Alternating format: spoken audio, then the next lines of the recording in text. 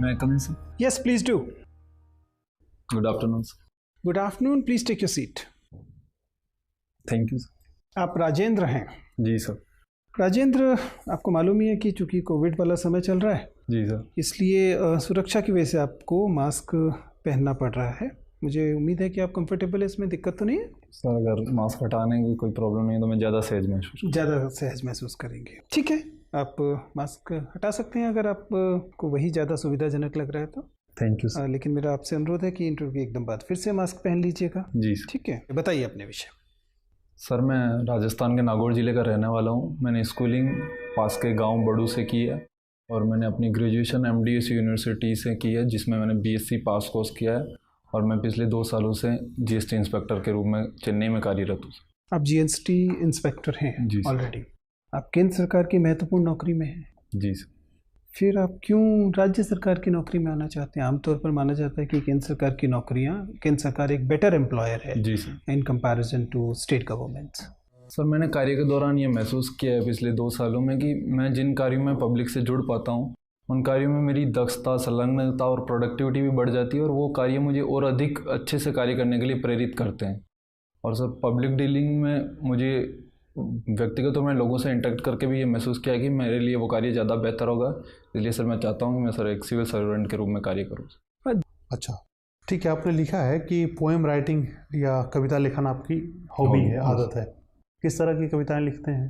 Sir मैं mainly अनुभूति आधारित कविताएं लिखता हूँ जो रोज़मर्रा के जीवन में मैं अनुभव करता हूँ सर, उस पर कुछ। तो अगर आपके पूरे जीवन का अनुभव का निचोड़ अगर पूछा जाए तो क्या रहा है? जीवन है क्या? सर जीवन एक कैनवास की तरह है जो अपन अनुभव करते हैं। जो उस वही तो पूछ रहा हूँ, आपका अनुभव क्या है? अपने कर्तव्य के प्रति निष्ठावान और समर्पण रूप से कार्य करें जिससे आपको संतुष्टि मिले और आप खुशी जीवन जी सकें। संतुष्टि मिले जिससे खुशहाल जीवन आप जी सकें। जी। आपके पसंदीदा कोई कवि हैं? सर मैंने हरिवंश राय पर्टिकुलर कविता क्षेत्र को लेकर हरिवंश राय जी बच्चन जी की कविताएं पढ़ी और सर साहित्य में मैंने प्रेमचंद की ऐसी जो उपन्यास है इन चीज़ों को पढ़ा है। हरिवंश राय बच्चन जी की कौन सी कविता आपको सबसे अच्छी लगती है? सर नीड का निर्माण। फिर ठीक है राजेंद्र, थैंक यू। तो ये बताइए कि एक कॉमन बात आती है कि हमेशा वधू को वर से छोटा होना चाहिए, इसीलिए 21 साल पुरुष के लिए और 18 साल महिला के लिए उम्र रखी गई। क्या ये उल्टा किया जा सकता है या बराबरी की जा सकती है उम्र में? सर उसको लेकर सर वर्तमान में भी इसके प्रति बहस जारी है सर। आपके व्यूज़ क्या हैं उसके लिए? सर जो वर्तमान परिस्थितियाँ हैं या जिस तरह की सोशियो इकोनॉमिक ज़िंदगी, भागदौड़ भरी ज़िंदगी है, उसमें सर और मेडिकल जो डॉक्टर्स की रिपोर्ट्स के आधार पर सर बराबर की जानी चाहिए, क्योंकि महिला और पुरुष में इस तरह का कोई भेदभाव नहीं है कि उसे जल्दी 18 उम्र में ही शादी के लिए तैयार होकर वो अपने करियर अपॉर्चुनिटीज़ को या अपने ड्रीम्स को फुलफिल करे और उसके बाद सर वो शादी के लिए तैयार। मुझे बताइए कि आप तो नागौर से हैं? जी सर। मकराना भी नागौर में ही है? हाँ सर, मकराना नागौर में। क्यों मकराना में उच्च कोटि का मार्बल मिलता रहा है, क्या वजह है इसकी?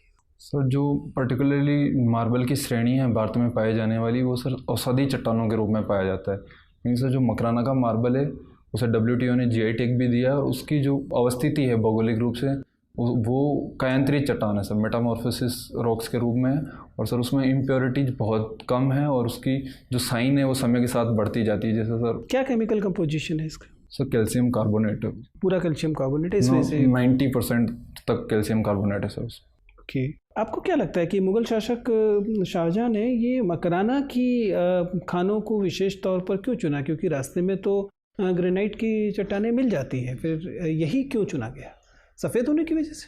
सर सफ़ेदी एक आकर्षक का रंग भी है। इसके अलावा सर इसकी जो हो सकता है सर उस समय इस तरह की तकनीकी विकसित हुई हो ना हुई हो, लेकिन ऐसा प्रायोगिक तौर पे किसी तरह पाया गया हो विद्वानों के द्वारा कि ये सर जो एसिडिक एसिड या एसिड के प्रभाव है वो सर इस पर नहीं देखे जाते हैं। चलिए कोई बात नहीं। कविताएं आप लिखते हैं? जी सर, कुछ कविताएं लिखी है। मुझे बताइए कि कहा यह जाता है कि सोशल मीडिया ने कविता विधा का अंत कर दिया है। इफेक्टिवली हर व्यक्ति कवि हो गया, इसलिए कोई कविता बची नहीं है। जी सर। क्या राय है आपकी इस बारे में? सर मुझे ऐसा लगता है कि व्यक्ति को कोई सोशल मीडिया इस तरह का इतना प्रभाव नहीं कोई भी तकनीकी ऐसा प्रभाव नहीं रखती कि सिर्फ एक तरफा प्रभाव पड़े और उसको ख़त्म कर दे।